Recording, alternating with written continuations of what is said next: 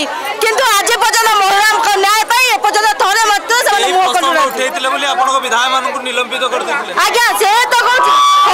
बार बार जते थर एमान विधायक मान को निलंबन करिवे सेते थर विधानसभा रे हमर ए प्रश्न उठिबो काईना जो पर्यंत महिला माने राज्य रे सुरक्षित नहांती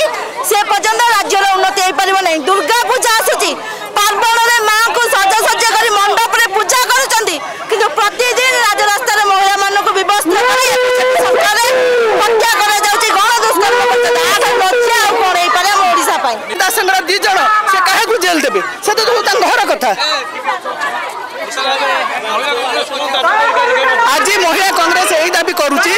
जे जेते गण दुष्कर्म हेलानी एफएम कॉलेज रु ब्रह्मगिरी पर्यंत जेते गण दुष्कर्म हेलानी गोटे भागवाली सरकार हेकिरी अंजना मिश्र इशू नेकिरी